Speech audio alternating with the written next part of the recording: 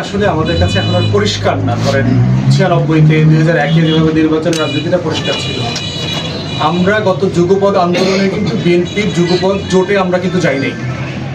আমরা ইন্ডিপেন্ডেন্ট ছিলাম, কিন্তু আমরা ফ্যাসিবাদ বিরোধী আন্দোলনে আমরা সক্রিয় ছিলাম।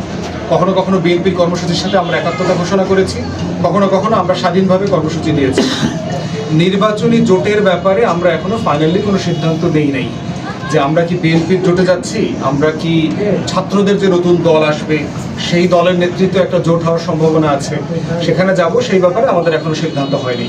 তবে আমরা বোধ করছি যে বিএনপি যত বড় রাজনৈতিক দল এবং যে বাস্তবতায় আমরা বাস করছি, বিএনপি নির্বাচন করে যদি 250+ সিট নেয়, এটা বাংলাদেশের গণতন্ত্রের জন্য ক্ষতিকর হবে। অতএব বিএনপি ক্ষমতায় আসার সম্ভাবনা খুবই বেশি, কিন্তু বিএনপিকে সমালোচনা করা, গণতন্ত্রের যে একটা রাজনীতি সংসদে দরকার, তাকে যে চেকের ভিতরে রাখা, তাকে যে গঠনমূলকভাবে জবাবদিহিতার আওতায় আনার প্ল্যাটফর্মগুলো জীবিত থাকতে হবে। আমরা সবাই মিলে এমন আইডিয়াও আছে যে আওয়ামী লীগ ছাড়া সবাই একসাথে নির্বাচন করা, যারা যারা এই আওয়ামী বিরোধী রাজনীতি করেছে। তাহলে দিন শেষে আপনার বিরোধী দল কে থাকবে, সরকারের সমালোচনা কে করবে? এটা দেশের জন্য ভালো হবে না। তাই আমরা বোধ করছি যে বিএনপি ক্ষমতায় আসবে, কিন্তু বিএনপির বাইরেও একটা বড় রাজনৈতিক কাঠামো থাকা দরকার, যারা দেশের মানুষের পক্ষে, মানুষের জন্য সরকারের বিএনপির সমালোচনা করবে। এই গণতন্ত্রটা না থাকলে বাংলাদেশের সংসদ কার্যকর থাকবে না, রাষ্ট্র থাকবে না। এখানে আবার একটা বাকশাল কায়েম হবে, সবাই মিলে লুটপাটের একটা রাজতন্ত্র কায়েম হবে। সেটা আবার আমরা 16 বছরের যে অভিজ্ঞতা, সেই অভিজ্ঞতার একটা এক্সটেনশন হবে।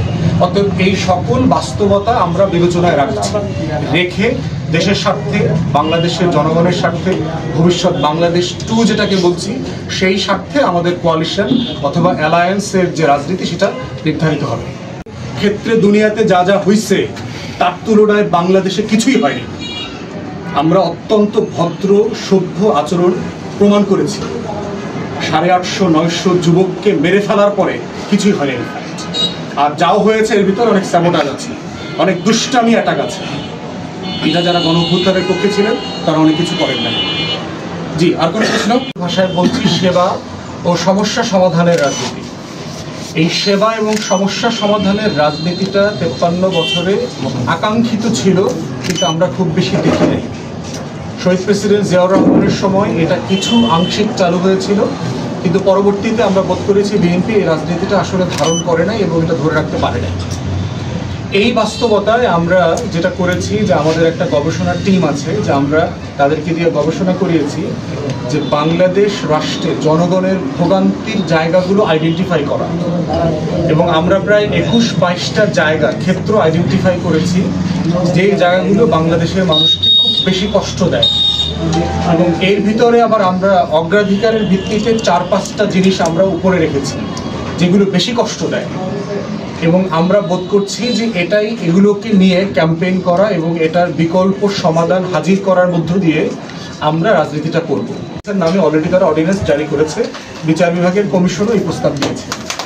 আপনারা হয়তো খেয়াল করেছেন, গত কয়েক মাস আগে পল্লী বিদ্যুতের অনেক ইঞ্জিনিয়ারকে, অনেক কর্মকর্তাকে আপনার রাষ্ট্রদ্রোহিতার মামলায় আটক করেছে, সাসপেন্ড করেছে, ট্রান্সফার করেছে, জেলে নিয়েছে।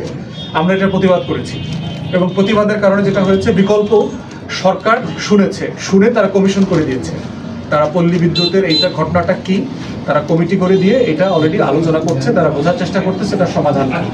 তো এইরকম খাতোয়ারি সমস্যাটা শুধু আইডেন্টিফাই করে না যে আমি গণবিরোধী বাজেট মানি না। বাংলাদেশে দেখবেন গণমুখী বাজেটকে স্বাগত, গণবিরোধী বাজেটকে প্রত্যাখ্যান, সিম্পল ব্যানার করা থাকে 2 দলের।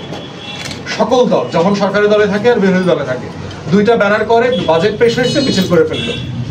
এবি পার্টি একমাত্র রাজনৈতিক দল প্রতি বছর সে বিকল্প বাজেট দেয়, এবং আমরা সরকারের বাজেট দেবার আগে বাজেট দিই, এবং এই বাজেট প্রস্তাবনাটা আমরা এনবিআর এ পাঠাই, অর্থ মন্ত্রণালয়কে পাঠাই, আরও যেখানে যেখানে পাঠানো দরকার।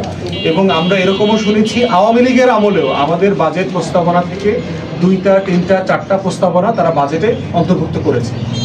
তো এই যে আমরা বলছি যে সেবা এবং সমস্যা সমাধানের রাজনীতি মানে হচ্ছে যে জনগণের চলমান ভোগান্তি নিয়ে আমার বিকল্প প্রস্তাবনাটা আমি রাষ্ট্রের কাছে হাজির করব, যে একটা রাষ্ট্র তো এইভাবে চলতে পারে না। এখন আপনাদের জামালপুরে আসি, জামালপুরের সমস্যা কি দেখেন। জামালপুরে একটা বড় সমস্যা হচ্ছে আপনার শিক্ষার হার মোতাবেক বেকারত্ব একে অপরের সাথে মানে কি বলে যে একত্রিত হওয়া, মানে কোন দল তাকে কিভাবে দিবে ইতিমধ্যে জামায়াত এবং এই মুহূর্তে আমাদের